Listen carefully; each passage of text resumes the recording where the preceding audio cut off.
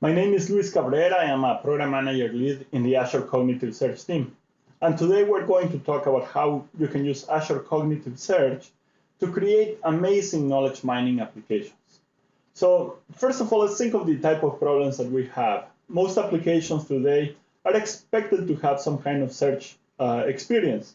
As a matter of fact, if you have an application and you don't find a search bar at the top, you're probably going to be frustrated because you want to find information quickly. So let's think of what it takes to create a search experience. There are all kinds of issues that you have to worry about, like whether people maybe misspell something when they are typing a query, or maybe you want to support filtering or faceting capabilities. In some cases, maybe like a real estate application or an application where you may want to maybe search for a product catalog based on the location of a product, for instance. You may want to support geospatial queries. And of course, you have to deal with all the situations where you have to decide how to rank documents, how to decide which ones come up to the top. So these are very common problems when you add a search bar to your application. Azure Cognitive Search essentially gives you all this nicely packaged in a platform as a service component. Think of it as a building block to guide your search application. All these problems that we were talking about previously, we essentially have solutions for them that you can use right away. It's a completely managed service, so essentially you just tell us that you want this service, you connect it to a data source, and we take care of business from there, and we have APIs to solve all these types of problems. I should point out that it's a platform as a service component and not a software as a service solution, right? So that means that it's a building block and not a complete application, let's say. So one example of a customer that may use Azure Cognitive Search and one that uses us is AutoTrader in Canada. So in this case, they have a product catalog, in this case cars, and they have to create a pretty good experience for people to find the cars that they may want to purchase, right? So, and this is very important for them because if people can find the car that they want, they are very likely to purchase it. So this is like the simplest version of a solution that uses Azure Cognitive Search. In essence, they connect the index, in this case, the search index, to a data source, or they ingest information from Azure Cosmos DB in this case. And then, thanks to Azure Cognitive Search, they generate an index, and then that index can be used from a front-end application, AutoTrader, the AutoTrader website, and people can find the products that they care about. In some situations, life is a little bit more complicated.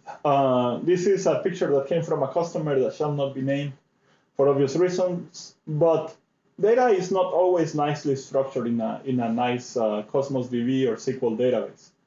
So what do you do when you have all types of content in different formats? How do we solve this problem? I don't expect you to have this specific problem. This is a little bit extreme, but you may have the digital equivalent of this. Essentially, about 80% of the business relevant data today is unstructured. And we may think, okay, how do we deal with unstructured data? A lot of people may tell you, well, just use artificial intelligence. But that term by itself means, okay, now I need to find a data scientist that know how to extract data from different types of content. I like this picture that I am showing you right now because it's the equivalent of this. Like there is a treasure, in this case, inside the boat, let's say, that is all the insights and information that you want. But you need a specialist, essentially, to know how to parse these different types of documents, how to classify them, how to extract the insights out of it. And we want to make it simpler. We want to make it easier for you. And for that, we essentially introduced a pattern a couple of years ago that we call the cognitive search pattern. Sometimes we refer to it as knowledge mining as well. Essentially, there is this pattern where you need to ingest information from a variety of data sources, from maybe different formats of data, whether it's JSON content or PDF files, Word documents, PowerPoint documents, images, right? So you have a variety of data that you want to ingest, and it may be sitting in either structured or unstructured data sources in Azure, let's say. Then, of course, you want to, if we go to the very right of this slide, you want to explore this information. And then there is a step that is necessary in the middle to enable this, which is the ability for you to enrich the content, the ability for you to apply machine learning techniques, artificial intelligence, to extract insights from the content, and then, in a sense, create structure from unstructured content so that you can index it. So in more detail, this is what AI enrichments look like in Azure Cognitive Search. So we support a variety of data sources. Then the first step that we do is we say crack open, or this stage is called document cracking, where we understand different file formats. So let's say that you have a PDF content. Let's say it's a contract. And that contract happens to be nothing but a collection of images inside of it. It may be that there is no actual textual representation. We know how to extract those images out of the content, out of the contract. We know how to extract the text out of that contract. If there is any metadata related to it, we know how to extract it as well.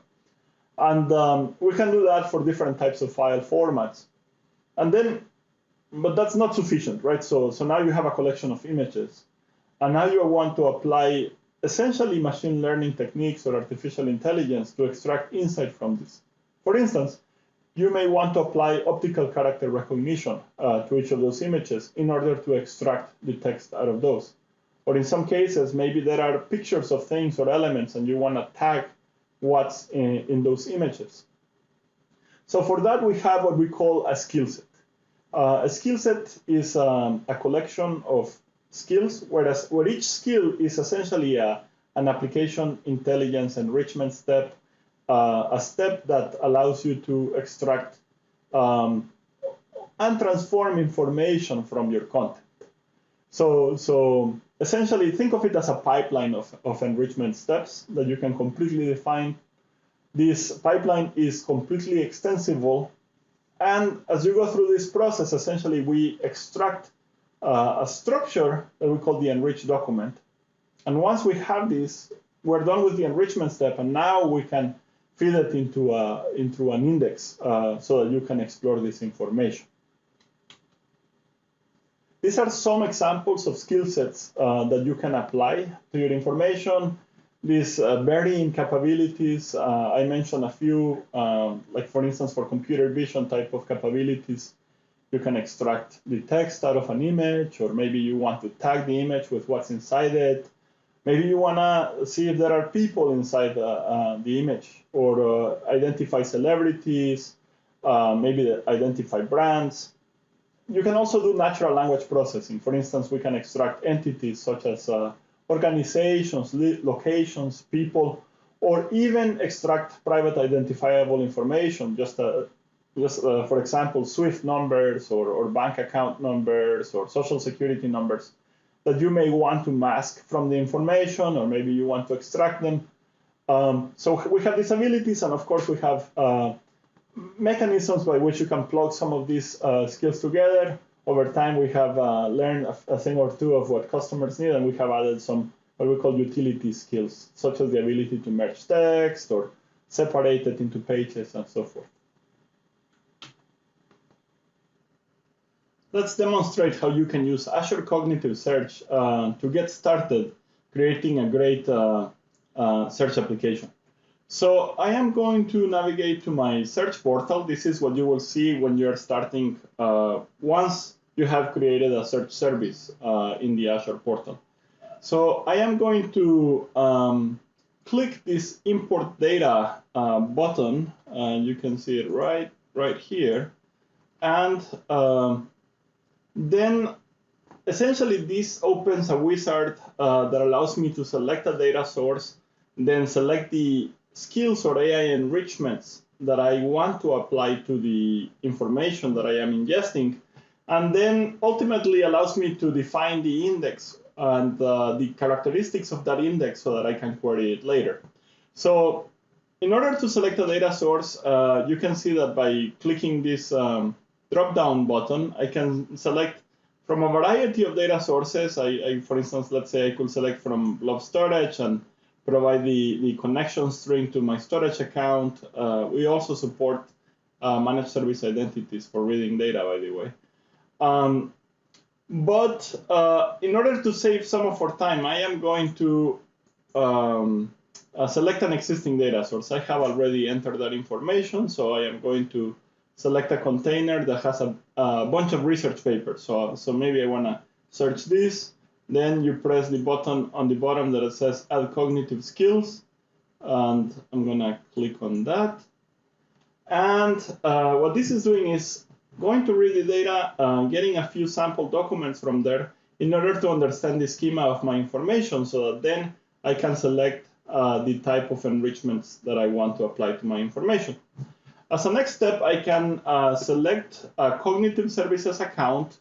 That's mostly for billing purposes. Whenever the system does some kind of enrichment, let's say OCR or translation or extraction of key phrases, it needs to, it connects to a cognitive service to do this operation, and that's how you get billed for that work as well.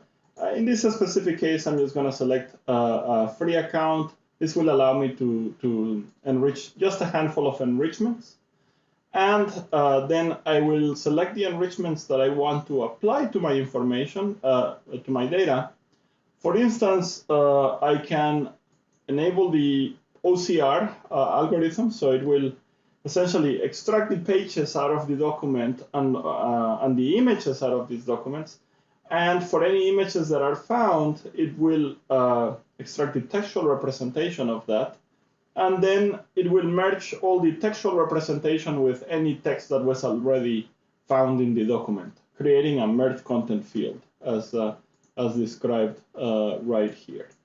And then it's going to take that merge content field and apply a further set of skills that I can define right here. So for instance, I may want to say, oh, extract the names of people or extract names of organizations. Just for fun, I will translate some content.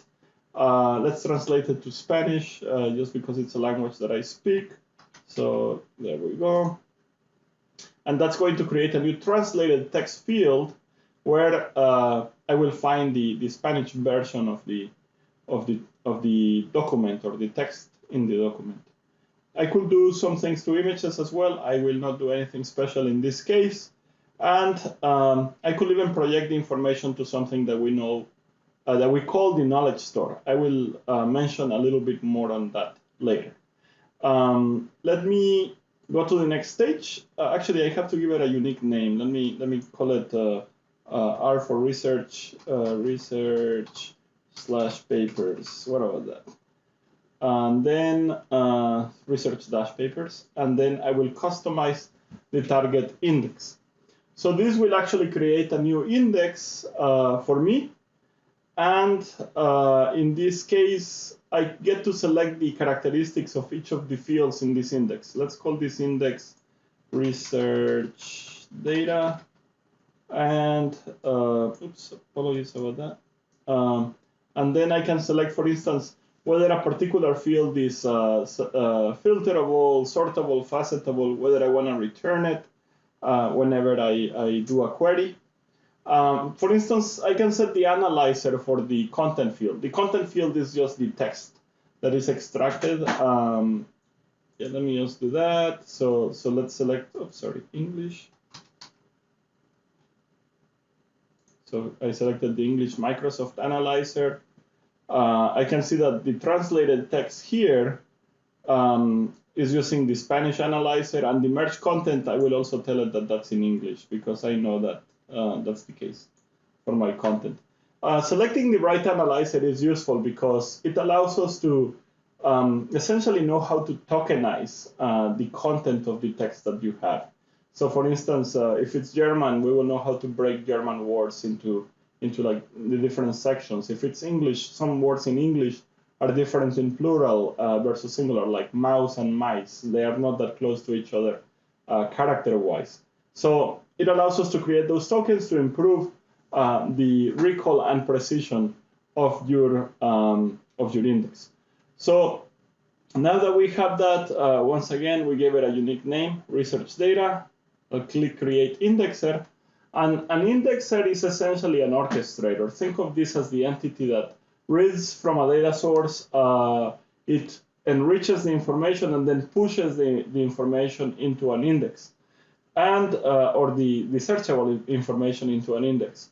And then I'll call this, I'll give it a unique name again. I'll call it research index, research papers index, what about that, to give it a unique name. And I could set a schedule. For instance, I could tell it whether to run it hourly or only once. If I set the schedule, an indexer is smart enough to understand that it doesn't have to reprocess content that it already processed. So that's very useful when you are ingesting a lot of information. And I will click submit. And right now, essentially, all the infrastructure is getting set up to read these files, to enrich the information, to create an index that you can query.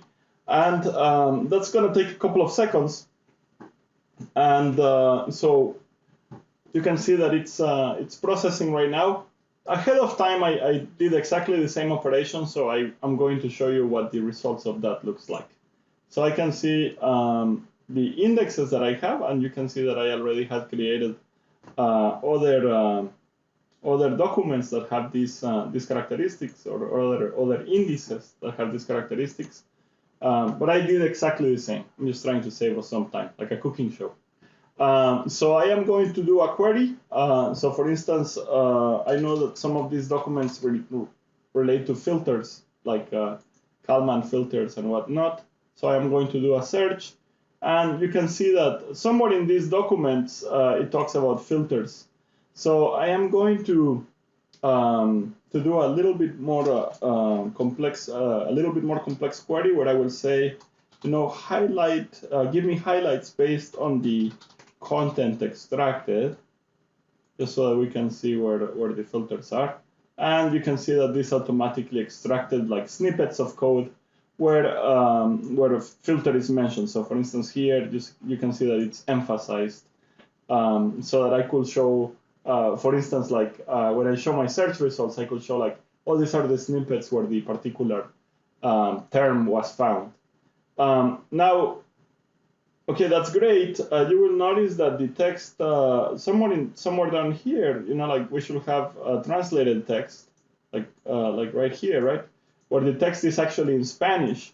Un método rápido y eficiente. Like this is all Spanish content that was automatically generated, and this is pretty nice because now, if I had a Spanish speaker and they did a search for, let's say in this case it's filtro, I would expect to see results as well. So, okay, so you can see, and now you can see that the exactly same result came back up because we have both the content in English and in Spanish, so I can query for it in both languages.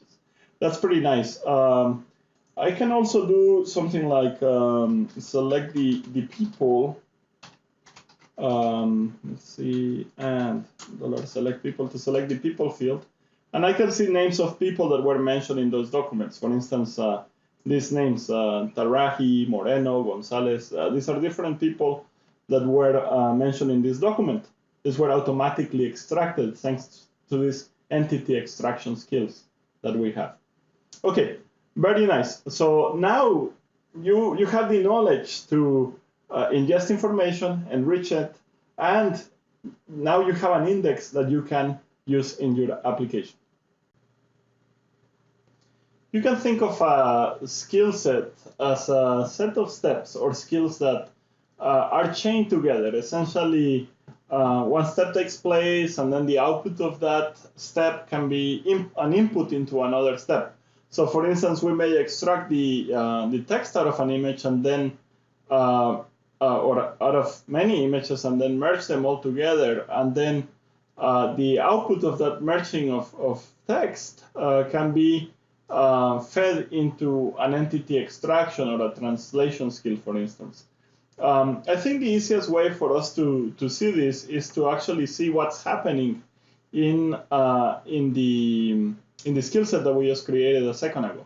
So I'm going to go to something that we call Debug Sessions. This is a new capability that we have in Azure Cognitive Search that allows you to essentially specify an indexer that you want to debug, as well as maybe a file that you want to process through the pipeline, just so that you can see step by step what is happening as part of the pipeline.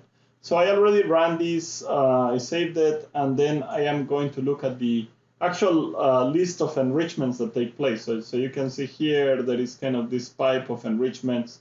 The document is extracted. We get some fields out of this. And you can click on any of these steps so that, for instance, here you can see the OCR skill takes essentially any images that were extracted in the pipeline. You can actually see each of the executions here. I'm going to click here on the right where it says executions. And I can see that it ran many, many times. I don't know, 18 times, I think. And I can even inspect what were the inputs and outputs into each of the times that this ran. So I can click on the input image here, for instance. I can see the metadata about that image. I can preview it. I can see that it's some kind of graph. Actually, it's an image with two graphs. And I can even see the text that was extracted out of those. So I can see fracture half length, RMSE, feed, fracture permeability. So that allows me to find this content, even though maybe I'm looking for fracture half length RMSE, even though that's inside an image, inside a PDF, I can still find that content because I extracted it. And just like that, I can kind of look at all the different steps that we do, from extracting the language, from translating it, identifying entities. Just for fun, let's look at the translation. I can see the input in English. I can see the output.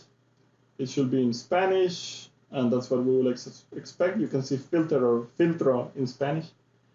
And the extraction of entities as well. Like we extracted names of people, and I can see like the names of people that were extracted. So Debug Sessions is a very nice capability. I like it because it allows you to conceptually understand what's going on. And if you have a problem with the definition of your skill set or the enrichment pipeline, you can modify it and then commit the changes so that you can fix any problems that you may have. So let's go back to the presentation. I wanted to share with you this example where Royal IHC is a company that worked with a partner called Orange Next in order to improve their customer support experience. Essentially, Royal IHC is over 100 years old, and they create maritime equipment. And imagine if you had to support customers over 100 years, right? Imagine all the technical content that you will have, all the different cases that you have accrued, essentially all the experience that you have had. It's wonderful, you can learn from that, but at the same time, it's very hard to find the information that you care about. So their support engineers were spending way too much time just finding for the information that they needed in order to do their job effectively. So Royal IHC and Orange Next worked together to create a project or an application where you could search for particular terms or content, and you were able to find information very quickly. They use Azure Cognitive Search in order to get all the content that they had, whether it was technical support content or technical documentation. And they did, for instance, printed text recognition, like the one that we did in the prior example. But they also added their own custom sauce, right? They customized the skill set so that it will actually extract technical terms that were relevant for them.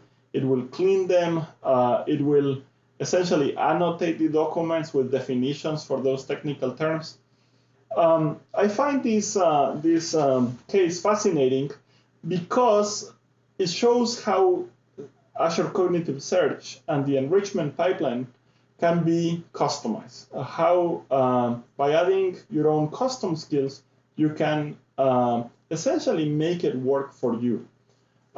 So that was a very exciting scenario. Let me introduce you to a capability that we call the knowledge store. Some things cannot be answered by search alone. Imagine that someone wants to find out, let's say for their catalog, they want to understand how price has changed over time. And of course, that means that I need to be able to extract, let's say, a particular price in a particular product, maybe the time when that price was posted. But there is no way in which I can sort each of the records so that you can get an answer for this question. This is really not a search problem. This is a problem where I need to go beyond search, a problem where I need to essentially look at the whole corpus of data that was extracted in order to answer this question. So, like we presented our cognitive search pattern to many customers, and there were some of them that said, look, that enriched document is gold because that's structured, and I want to use that, but I want to use it not only for search, I want to use it beyond search. So what we did is we enabled you to project the enriched document, or this tree of information that we have about each of the records that we have been essentially enriching so that you can index them. We are able to project this tree of information into what we call the knowledge store. And we support several types of projections. For instance, in one case, you may want to project the JSON representation of that information. So you can project that into what we call an object projection. You may also want to, let's say, project the images that were extracted as part of the enrichment pipeline. You can do that. We have something that we call file projections for that. And there are many cases where you may want to project this, but you may want to project it into tables. So we also support table projections. I really like table projections because they enable tools such as analytics tools like Power BI to kind of work with the information very easily. One thing that is really nice about table projections is that because we have originally a tree of information and we have to project it into tables, those are different schemas, but we automatically generate joining columns so that the way or the relationship between elements is not lost. So that's pretty neat. Beyond analytics, there are many other scenarios for which you can use the knowledge store. Maybe you want to train your own machine learning model. Maybe you want to validate, what you were doing with your own cognitive skills, or in some cases, you may just want to display the metadata that you extracted or the insights that you extracted for a particular document. That's fine too.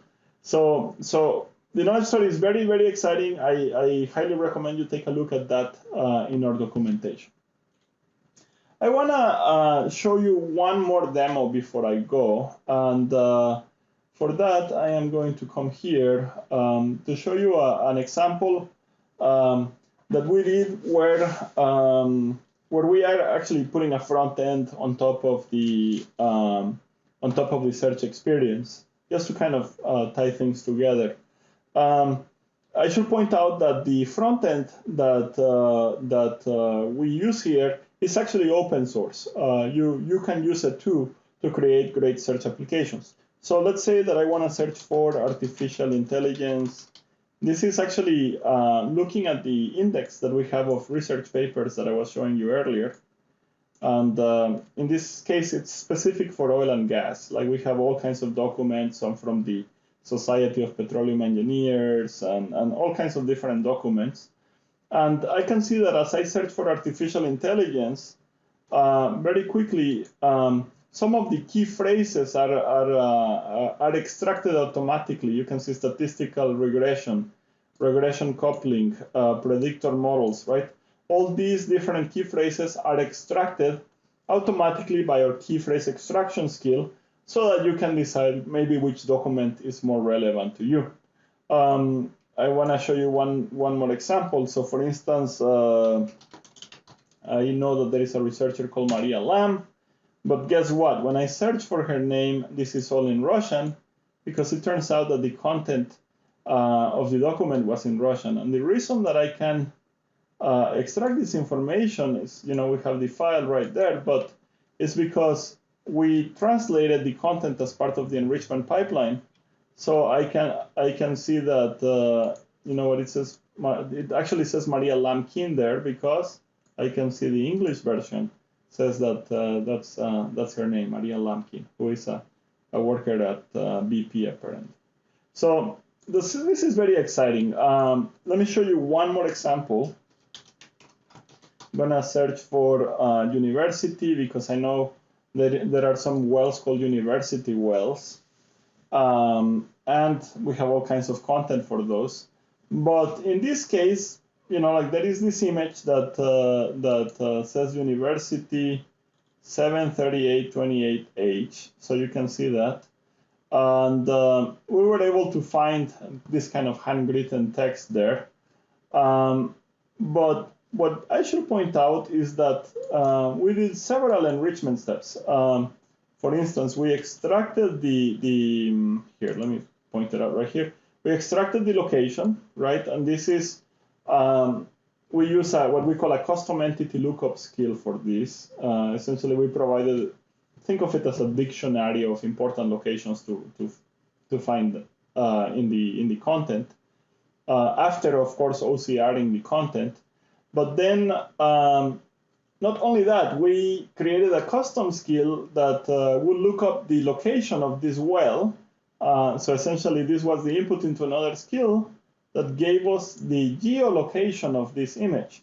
So even though this image was not tagged with a latitude and longitude, because it didn't have it, by doing this, we can kind of tell where this image was taken, because we have information in the text of the image itself, and then we can kind of point the location where that well is, somewhere near Midland, Texas. So that's just another example of how enrichments can help you. For instance, I can quickly search for names of people, like Alexander Murillo, and I can filter on documents that mention Alexander Murillo, and the reason that I was able to find that name in the first place is because we have a people entity extraction, and we have the same for locations and organizations. So I hope this helps to see Azure Search in action, to see how you can essentially extract particular terms that may be of interest, and how that can help you be more efficient in finding the content that you care about. Okay, so I have shown you a lot so far, but how do you build something like this yourself? How do you set up your first enrichment pipeline? How do you create your first index? And how do you visualize that in a nice user experience? We have created a solution accelerator for you. I would like to take you to aka.ms. Let me type it, KM Solutions. This is the shortcut for it. I'm already on that page, but here. So you can see aka.ms/KM Solutions.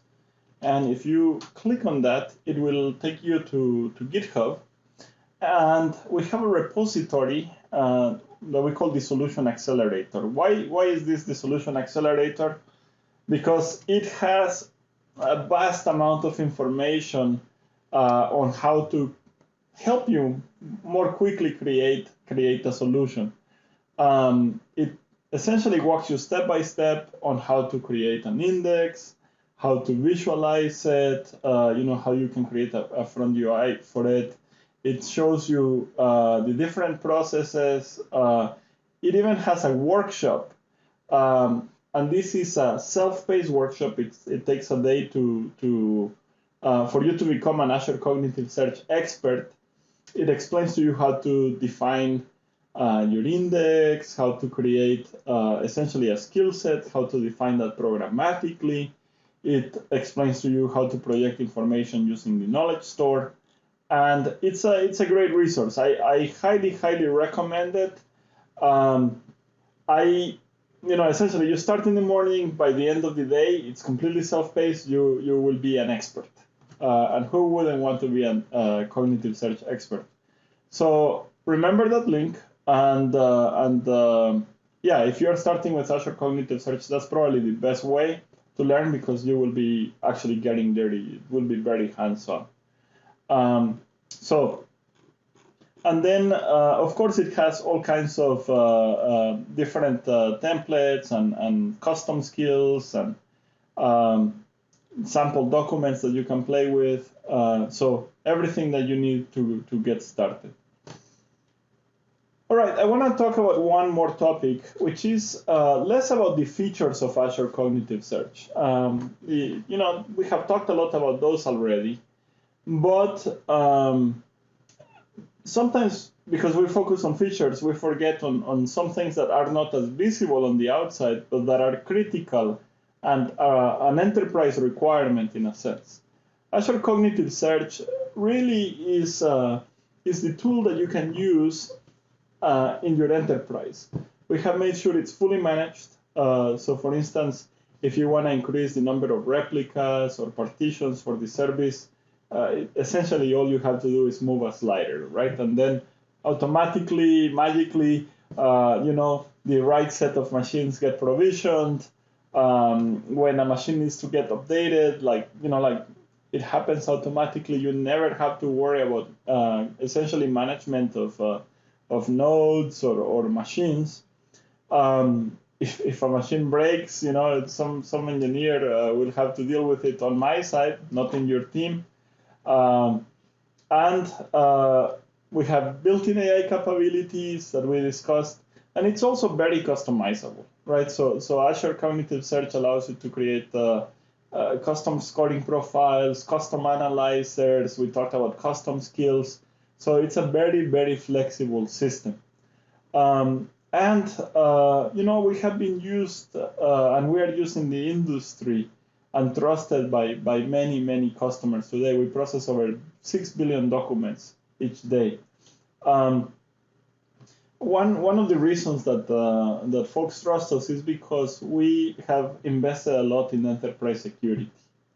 These are just some of the capabilities that we have been working on over the last few months.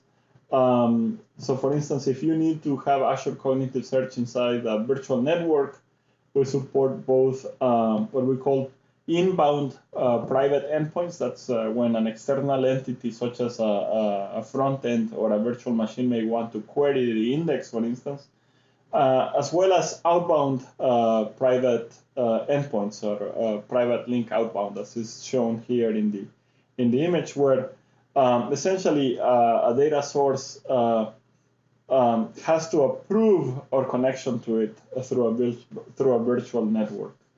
But just like that, we support managed service identities. Some customers require their own customer managed key, right? Like where they own the key that is used to encrypt each of the indices. We use Key Vault.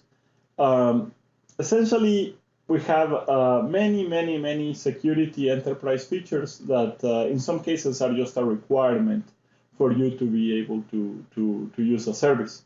We will soon essentially share with you a security baseline for Azure Cognitive Search. That's coming in a couple of weeks. I hope you will enjoy that as well. Other than that, I want to point you to a few resources. We talked about the documentation. We talked about the solution Accelerator. We have some on-demand sessions that you can watch. For instance, focus on debug sessions or security. You can contact us if you have questions, comments. Please don't hesitate to reach out to us. It has been a pleasure being with you today. And don't forget about doing that workshop. It will make you a better person. Thank you so much.